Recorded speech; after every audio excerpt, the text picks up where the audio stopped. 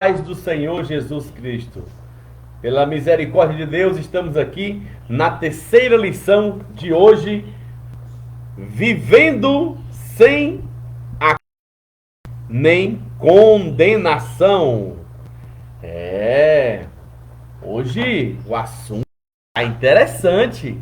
Espero que você não perca nenhum momento desta lição para que você possa crescer na graça e no conhecimento. Bem, vamos lá começar, sem perda de tempo. Vivendo sem acusação nem condenação.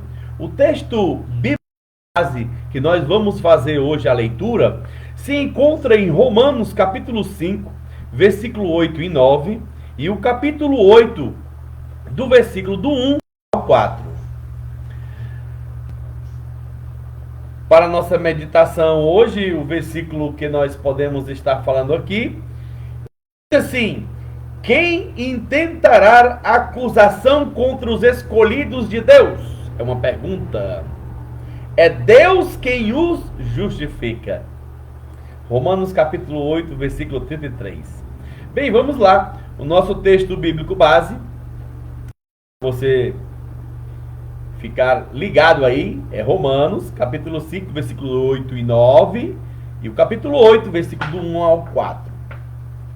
Mas Deus prova seu amor para conosco em que Cristo morreu por nós, sendo nós ainda pecadores. Logo, muito mais agora, sendo justificados pelo seu sangue, seremos por ele salvos da ira. Romanos 8, do versículo do 1 ao 4. Portanto, agora nenhuma condenação há para os que estão em Cristo Jesus, que não andam segundo a carne, mas segundo o Espírito. Porque a lei do Espírito de vida em Cristo Jesus me livrou da lei do pecado e da morte.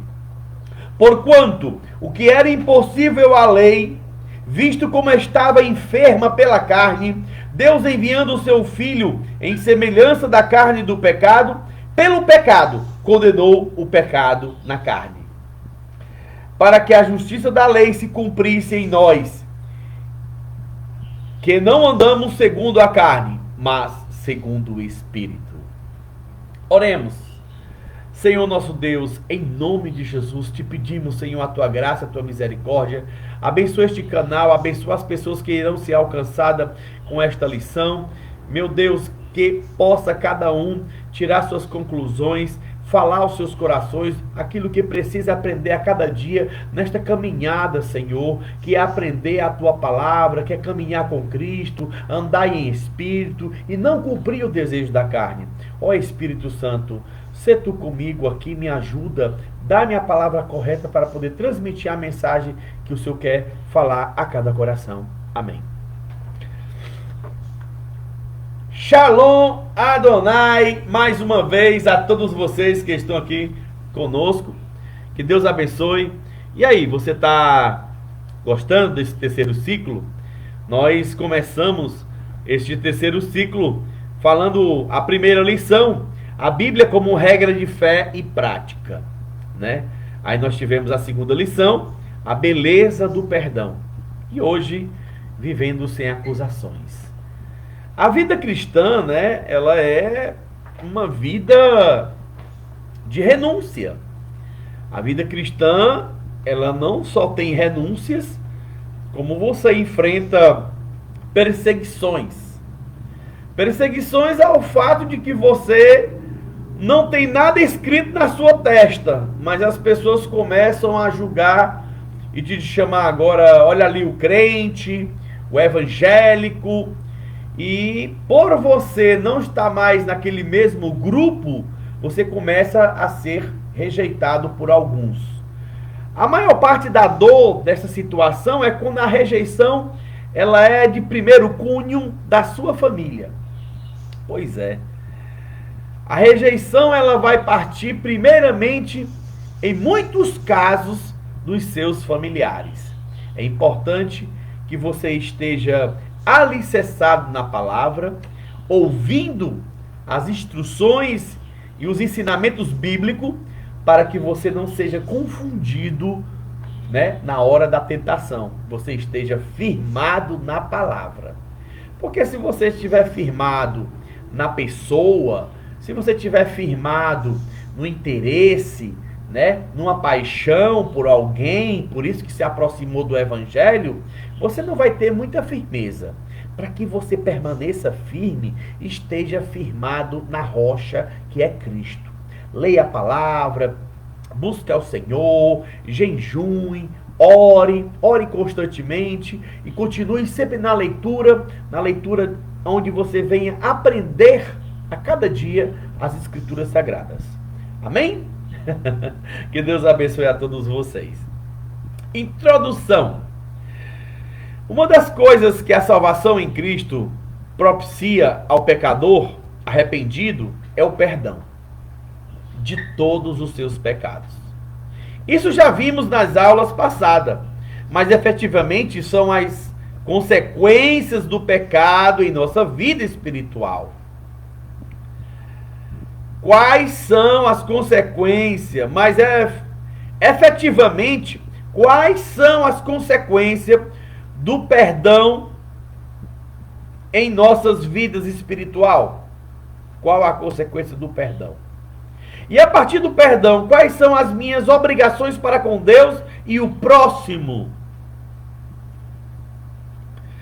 Ao receber o perdão dos nossos pecados, precisamos aprender a viver uma existência livre do senso de acusação e condenação. É isso que veremos nesta aula.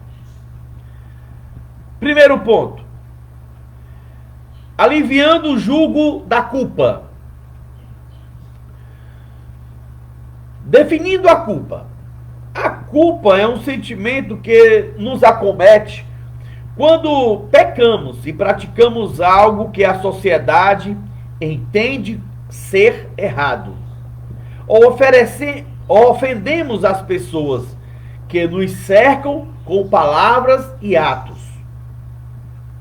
Quando fazemos algo bom, louvável e admirável, temos o sentimento de alegria e de realização e de aceitação. Mas quando fazemos alguma coisa que prejudica outras pessoas, ou quando pecamos, nos vem um sentimento que faz com que nos sintamos responsáveis pelo que foi feito. E esse sentimento não é de alegria, nem nos motiva a ficar alegres e felizes. Esse é o sentimento de culpa, que nos acusa pelo que fizemos. Naturalmente, uma acusação é muito diferente de um elogio. Você há de concordar. Uma acusação é diferente de um elogio.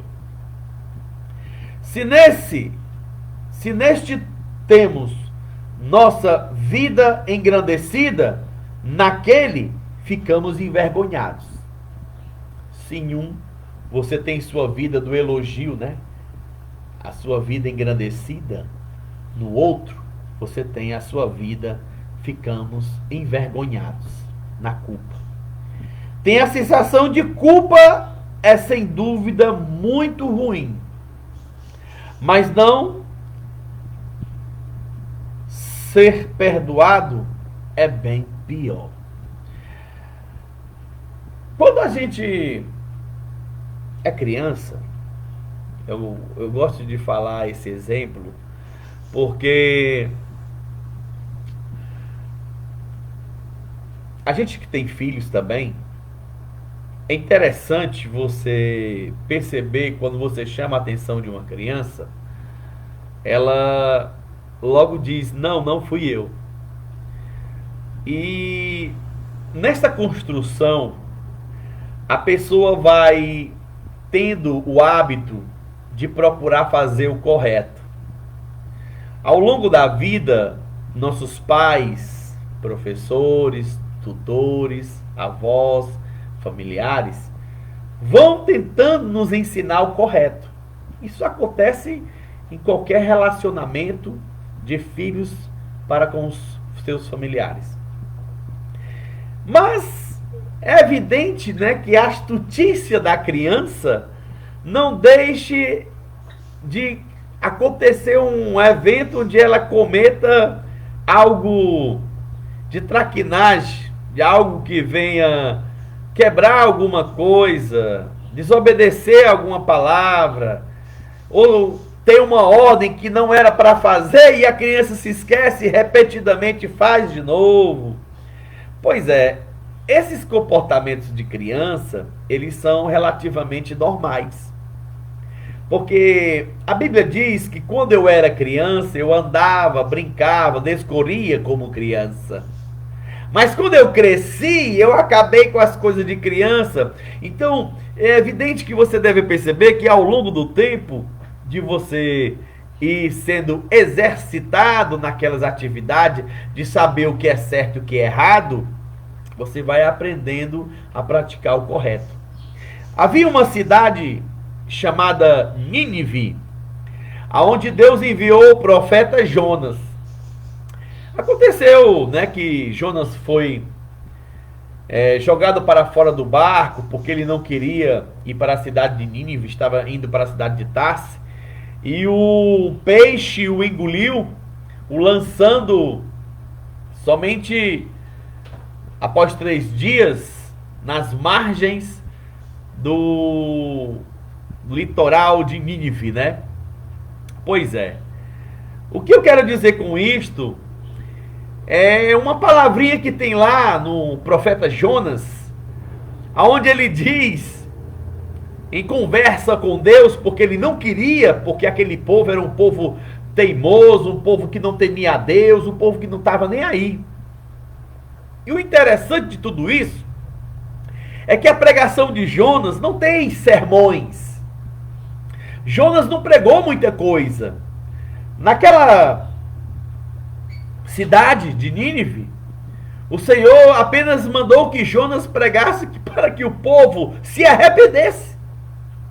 E ele ficou confuso quanto àquilo.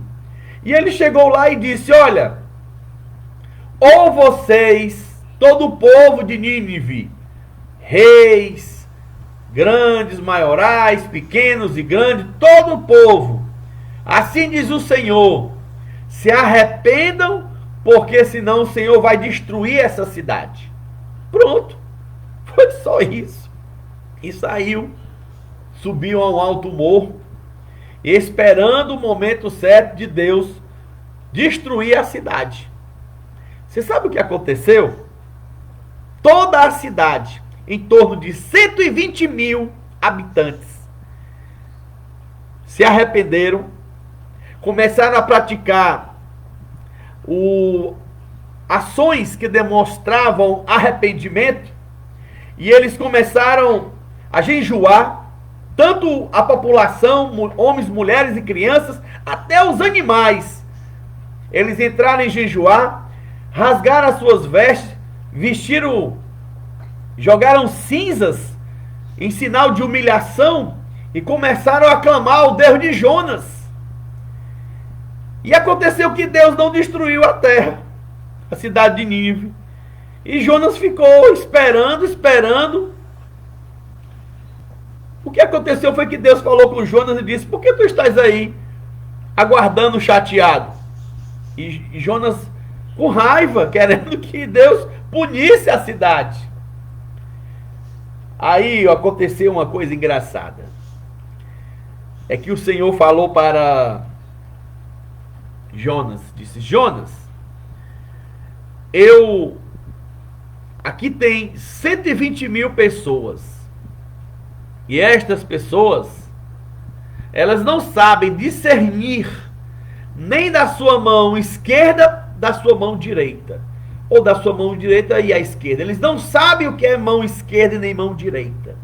Para você ver o grau de ignorância que aquele povo tinha. Não teria eu de ter compaixão a um povo que se arrependeu e começou a me clamar? Tomou atitudes em vestir pano de saco e jogar cinza sobre sua cabeça, e toda a população começaram a jejuar e pedir perdão pelos seus atos pecaminosos?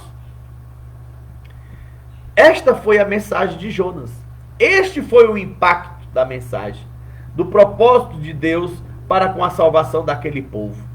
Então, muitas das vezes, a mensagem não precisa ser muito eloquente, muito bem elaborada. Só é necessário que a pessoa esteja com o coração preparado. Porque muitas vezes, pessoas ignorantes estão esperando uma só palavra.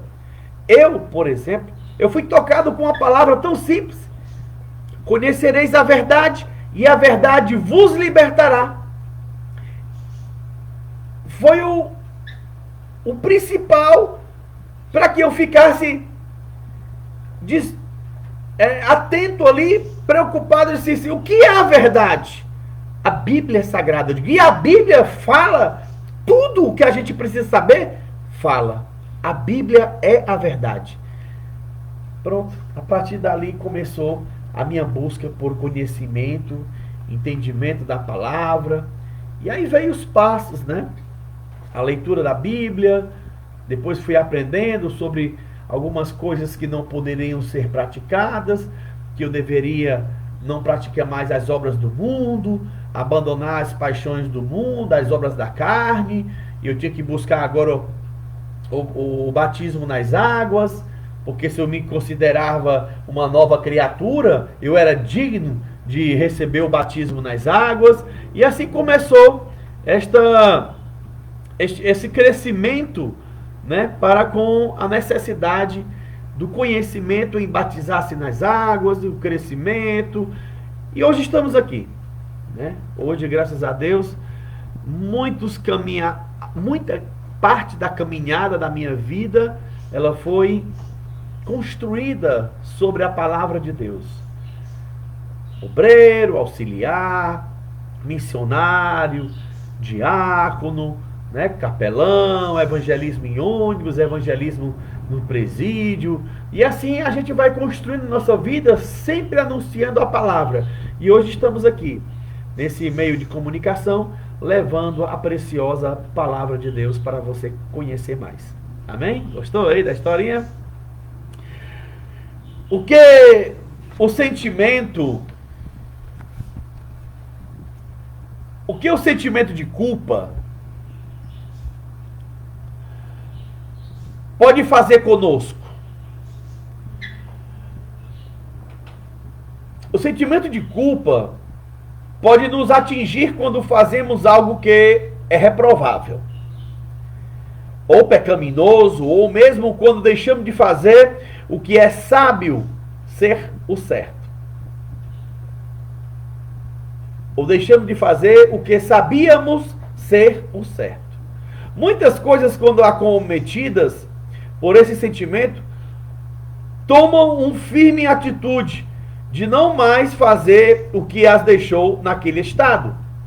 Outras pessoas justificam o que fizeram, buscando para si argumentos de defesa.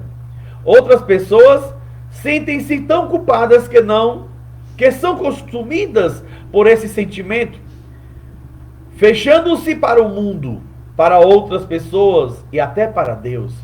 Há pessoas que, envolvidas em sentimento de culpa, decidem acabar com a sua própria vida, exercendo que em Deus há esperança, esquecendo que em Deus há esperança e perdão.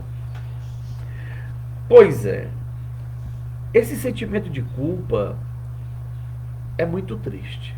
Você carregar uma culpa sobre si. Ai, tem pecado que Deus não perdoa. Não, não existe pecado que Deus não perdoa. Existe pessoa que não busca a Deus pelos seus pecados. Olha, eu gosto muito de falar sobre essa questão de pessoas que dizem: por que há tantas guerras no mundo? Por que há tanta desgraça, tanta fome, tanta doença, tanta peste, tanta violência? Né? Se existe um Deus, por que ele não interviu logo com tudo isso? Ele não acaba com tudo isso de uma vez só? E eu gosto muito aprendi essa história e gosto muito de contar essa historinha. Certo homem foi a um barbeiro e lá o barbeiro era incrédulo e ele começou a dizer que não havia Deus, porque se houvesse Deus não haveria tantas pessoas fazendo maldades, matando uns aos outros, não haveria tantas doenças, tanta tanto assassinato, começou a dizer um bocado de coisas em relação de que isso seria culpa de Deus. E aquele homem estava sendo feito a sua barba, o seu cabelo, e quando ele terminou, ele pagou ao barbeiro e se retirou da loja. Quando aquele homem chegou do lado de fora, ele viu alguns mendigos na rua, os cabelos muito grandes, a barba muito grande, e ele olhou, pegou um daqueles homens e disse: me acompanha aqui, senhor. E ele chegou dentro da barbearia e disse: sabe de uma coisa? Eu não acredito em barbeiros. Ele: mas como? Estou aqui, como é que você disse que não acredita em barbeiro? Aí ele disse: se houvessem barbeiros, não haveria tanta gente com os cabelos grandes, com a barba grande, estaria todos bem tratados. Aí o barbeiro disse: é porque eles não vêm a mim. Aí aquele homem disse: entendeu agora por que existe tanta guerra, tantos problemas? É porque as pessoas não vão até a Deus. Procure a Deus, procure ao Senhor, que tudo resolverá a sua vida. Existe um salmo na Bíblia que diz: entrega teu caminho ao Senhor, confia nele e o mais ele fará. A atuação do inimigo de nossas almas. O inimigo de nossas almas, Satanás, também sabe o que podemos sofrer com o sentimento de culpa. Como se não bastasse a nossa consciência nos acusando. Ele também nos acusa e leva suas acusações perante Deus. E ouvi uma grande voz no céu que dizia: agora é chegada esta salvação e a força e o reino do nosso Deus e o poder do seu Cristo, porque já o acusador dos nossos irmãos é derribado. E qual diante de nosso Deus os acusava de dia e de noite. Apocalipse capítulo 12, versículo 10. Além de ele nos incentivar ao pecado, depois que pecamos, ele nos acusa diante do Senhor. Mas mesmo nesse caso, podemos contar com o perdão de Deus, que é maior do que as acusações do diabo. Este pode detestar pessoas arrependidas, mas não pode impedir que Deus nos perdoe se sinceramente nos arrependermos e buscarmos a Deus. Meus filhinhos, essas coisas vos escrevo para que não pequeis.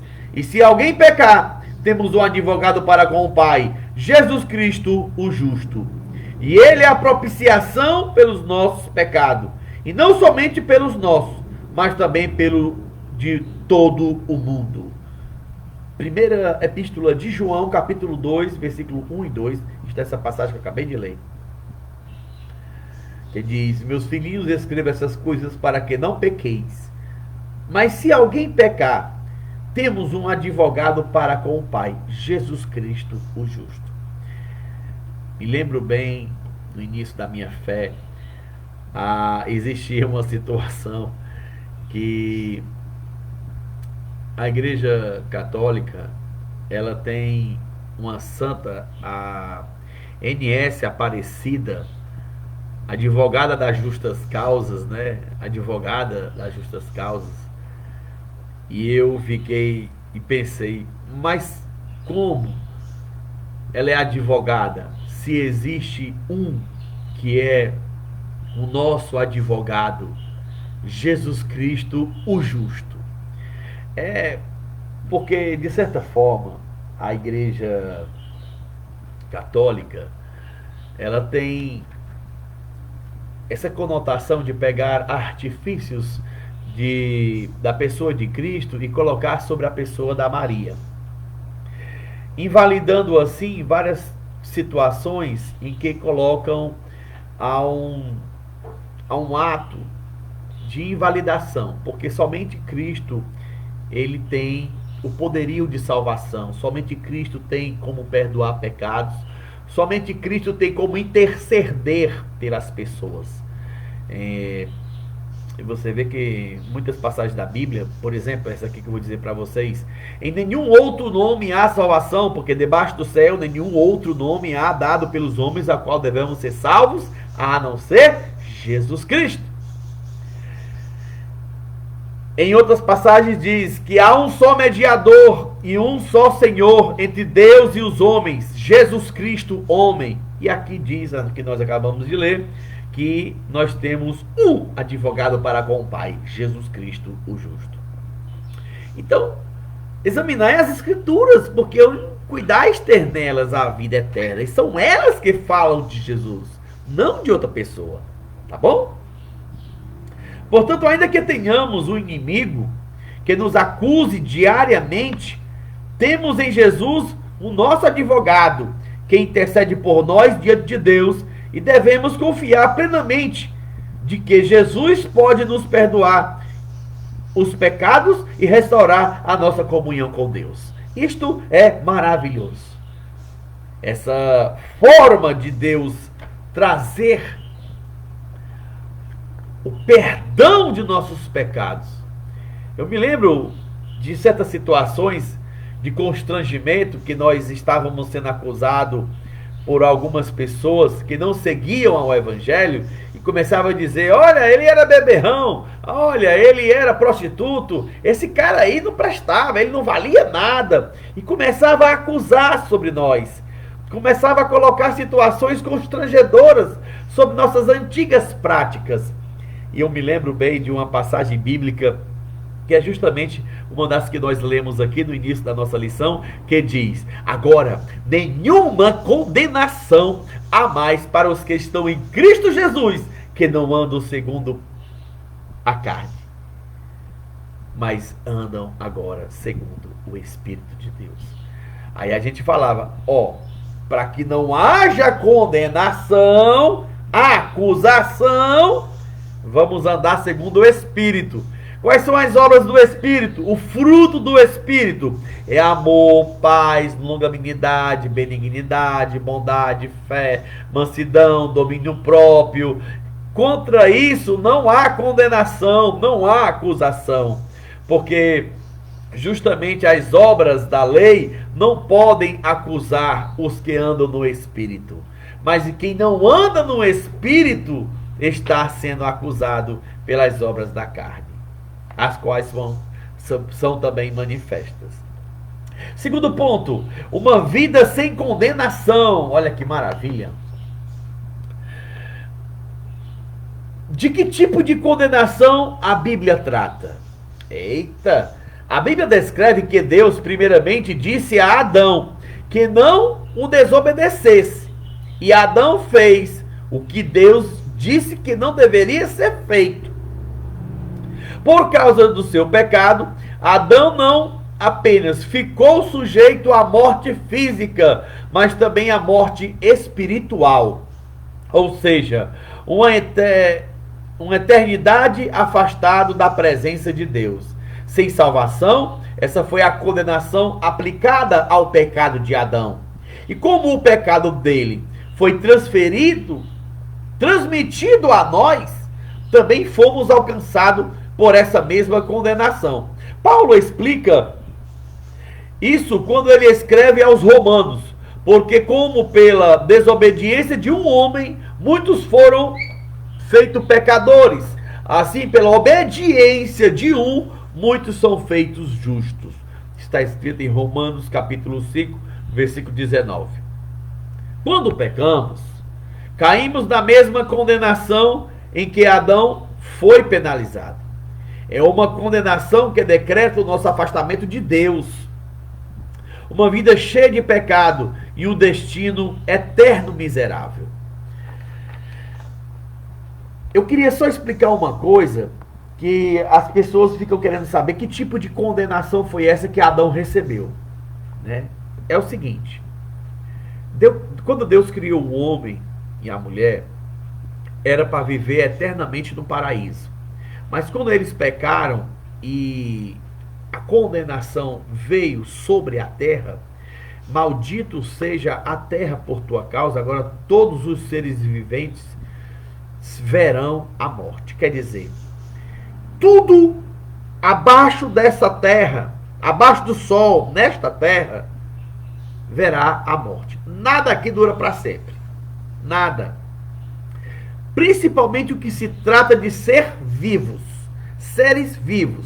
Baleia, inseto, animais, pessoas, tudo aqui nessa terra verá a morte. O homem ainda chegou a viver a 900 anos, 500 anos, foi diminuindo até que Deus disse que a idade do homem não passaria de 120. Tanto é que você não vê muitas pessoas passarem de 100 anos. É uma raridade quando uma e outra pessoa ultrapassa essa idade de 90 anos, 95 anos de idade. A média é 80. Então, de certa forma, a morte veio por causa de um, mas a vida também veio por causa de um. A partir do momento que você crê em Jesus, aceita-o como seu Salvador e procura aprender as suas palavras, você passa a ter vida e você é vivificado pela graça de Cristo Jesus. Isto é importante você saber, porque o pecado, ele está posto em nossa vida, porque nós vamos ter que morrer. Em algum momento, a morte nos sobrevirá. Mas, quando você aceita Jesus, ele lhe promete o quê? Porque Deus amou o mundo de uma tal maneira que deu seu único filho para todo aquele que nele crê, não pereça, mas tenha a vida eterna. Além de ele nos vivificar na pessoa de Cristo, ele nos proporciona, permanecendo fiel até a morte, a vida eterna. Amém? O que Deus fez por nós? Em Jesus, seu Filho, Deus perdoou os nossos pecados, nos trouxe a paz e nos aproximou dele. Mas agora em Cristo Jesus, vós que antes estáveis longe, já pelo seu sangue de Cristo chegaste perto, porque ele é a nossa paz, o qual de ambos os povos fez um. Efésios capítulo 2, versículo 13 e 14 até a parte A. Paulo escreveu aos crentes de Éfeso, informando-os de que, apesar de antes eles estarem afastados de Deus, por terem aceitado o sacrifício de Jesus, ele agora estava perto do Altíssimo. Mas para que pudéssemos gozar dessa proximidade com Deus, foi necessário que fôssemos perdoados por ele antes, feitos novas criaturas, com uma nova chance de viver uma vida plena com Deus. Essa história da nova criatura é interessante, né? Porque aquele que está em Cristo, nova criatura é. As coisas velhas se passaram e eis que tudo se fez novo. Esta passagem foi uma das segundas passagens que mais tocou o meu coração. Foi o versículo que me fez aceitar Jesus.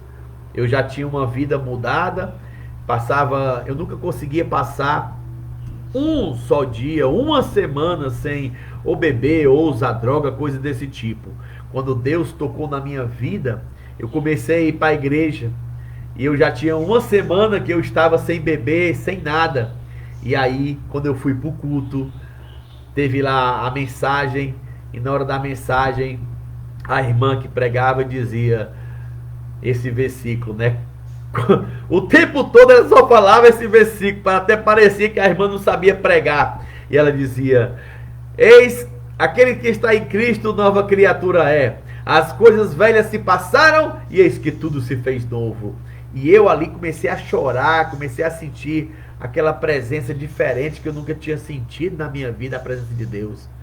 As coisas velhas haviam se passado, tudo se fez novo, nova criatura será em Cristo Jesus.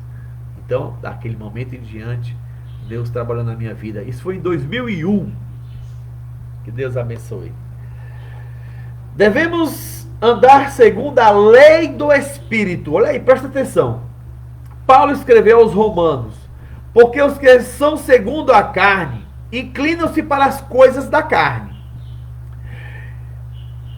mas os que são segundo o Espírito para as coisas do Espírito. Romanos 8:5. Isso significa que as pessoas que não têm a Jesus como seu Salvador e não se deixam ser trabalhadas pelo Espírito Santo, colherão um sentimento de culpa constante por não fazer o que Deus ordena, pois são inclinadas para as coisas carnais, para as práticas do pecado. Já os que são segundo o Espírito e andam de acordo com o Espírito de Deus, fazem aquilo que é certo aos olhos de Deus. Mesmo que pequem, sabem que podem contar com o perdão divino por meio da confissão dos nossos pecados. Por isso o apóstolo dos gentios escreveu aos Colossenses o motivo pelo qual não andamos mais pela lei da carne. E quando vós estáveis mortos nos nossos pecados, na incircuncisão da vossa carne, vos vivificou juntamente com ele, perdoando-vos todas as ofensas, havendo riscado a cédula que era contra nós nas suas ordenanças, a qual de alguma maneira nos era contrário, ele tirou do meio de nós, cravando-a na cruz. Aqui, você percebeu que quando eu falei aqui essa passagem, ó, quando ele fala aqui, se você vier a pecar, nós temos um advogado. O crente, não é que agora eu sou crente que eu não vou mais cometer pecado. Pelo contrário, você é tentado, como qualquer um de nós, como qualquer pessoa. Você é perseguido, você tem tentações, você tem desejos.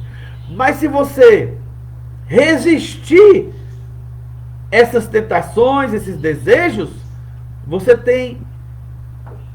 se você resistir às tentações e desejos, você passou aquela provação. Mas se você ceder, se você pecar, e aí? Eu não sou mais crente? Se você pecar, você tem ainda Cristo, que é o seu advogado, para poder advogar a seu favor, para poder lhe livrar da culpa, desse sentimento de culpa constante. Olha, se nós... Isso significa que as pessoas não têm Jesus, o seu Salvador, e se deixam ser trabalhadas pelo Espírito, colherão um sentimento de culpa constante por não fazer o que Deus ordena, pois são inclinadas para as coisas da carne, são carnais, para a prática do pecado. Já os que são segundo o Espírito andam de acordo com o Espírito, fazendo aquilo que é certo aos olhos de Deus, mesmo que pequem, sabem que pode contar com o perdão divino por meio da confissão dos nossos pecados. Mesmo que pequem, pode contar com o perdão divino pela confissão dos nossos pecados. Não é porque você pecou que você não tem mais chance. Pecou, você sabe que você tem como chegar, através da confissão dos seus pecados, o perdão divino. Deus está com braços abertos para dar o perdão divino, com arrependimento sincero, que só Deus sabe e conhece o coração de cada um. Ninguém aqui é super-herói, ninguém aqui é um super crente, de não dizer, eu não peco mais, meu irmão peca. E se nós pecarmos, teremos a consciência de pedir perdão e reconhecer os nossos erros, e temos a confissão e o perdão divino que nos dará o Senhor. Amém? Terceiro ponto, uma vida sem acusação. Olha aí, presta atenção.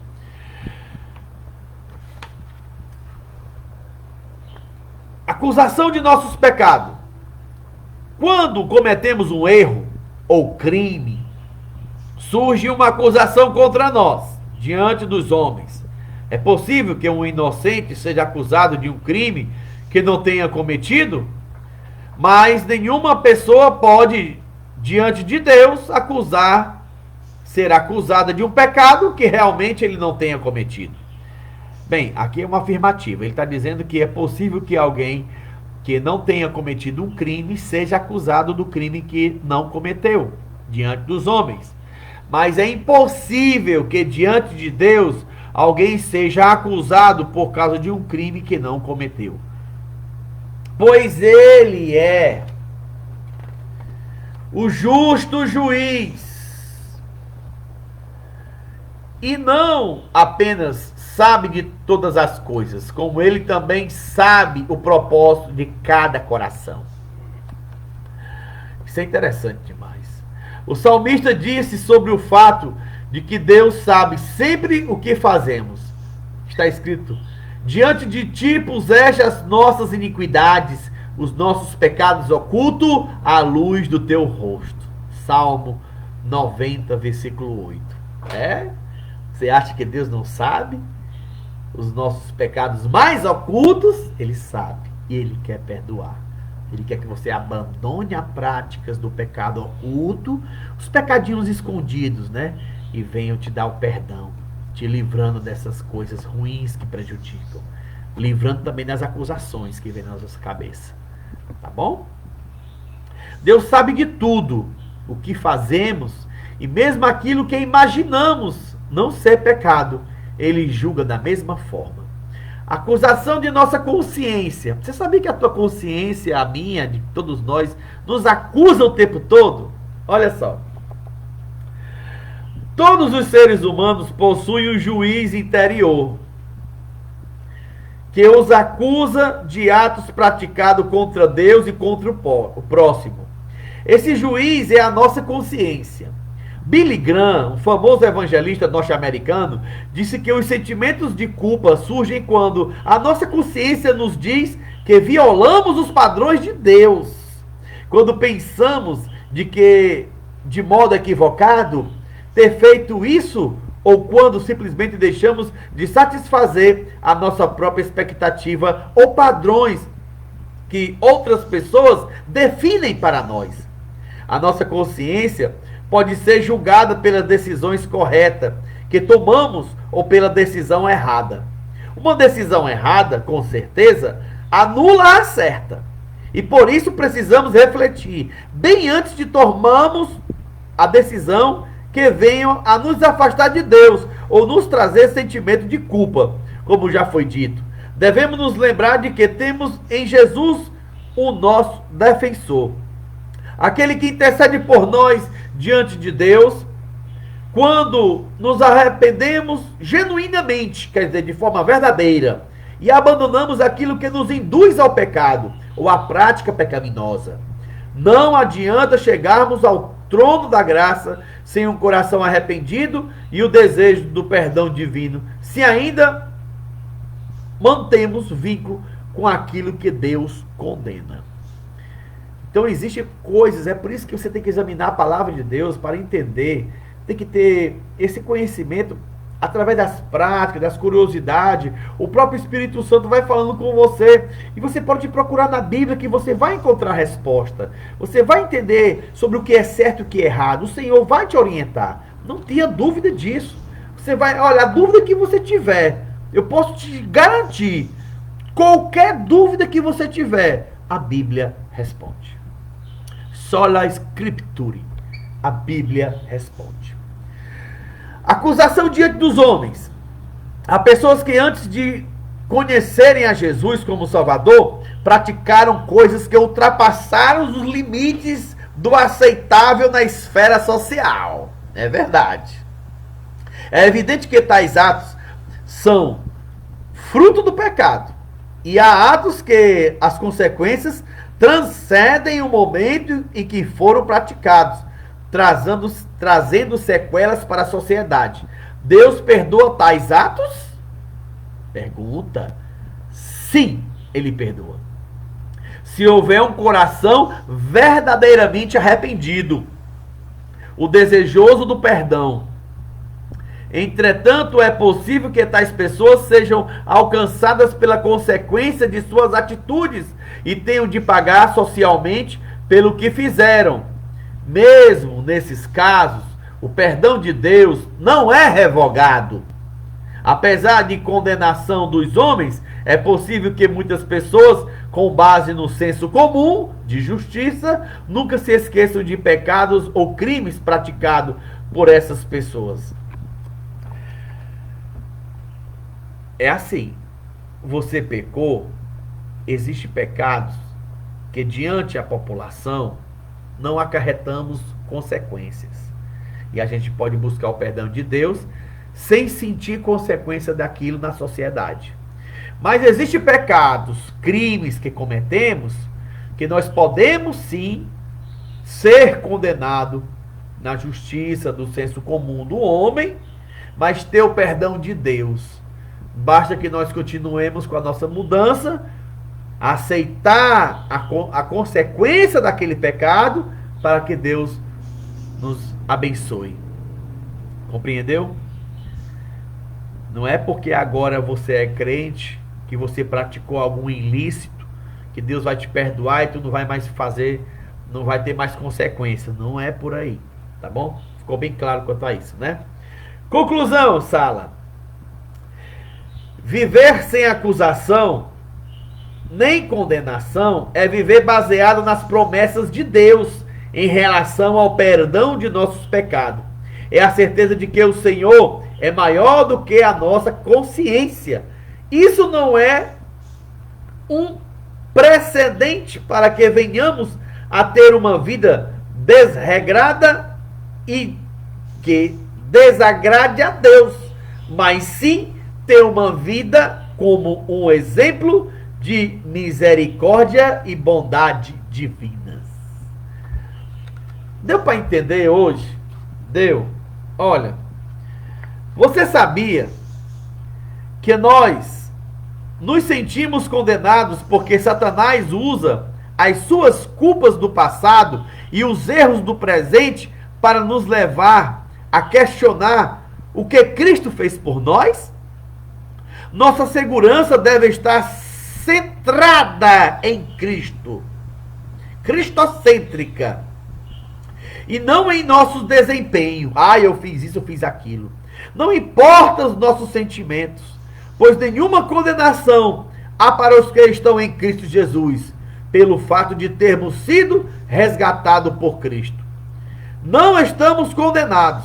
Na verdade vos digo que quem ouvir a minha palavra e crê naquele que me enviou, tem a vida eterna e não entrará em condenação, mas passou da morte para a vida. Quer que eu fale de novo? Olha que coisa linda, né? Olha aí. Na verdade vos digo, quem ouve a minha palavra e crê naquele que me enviou, tem a vida eterna e não entrará em condenação, mas passou da morte para a vida. Aleluia! Receba essa palavra, em nome de Jesus.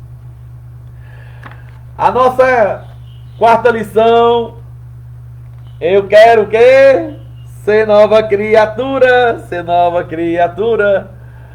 Que Deus abençoe a todos, em nome de Jesus, e vamos ser uma nova criatura. Tá bom? Não deixe de assistir a nossa próxima aula, vai estar disponível no YouTube e no Facebook também. Que Deus abençoe a todos. Que a graça do nosso Senhor e Salvador Jesus Cristo seja sobre todo o povo de Deus, todos os alunos, em nome de Jesus. Amém. Que a graça de Deus seja sobre sua vida, irmão.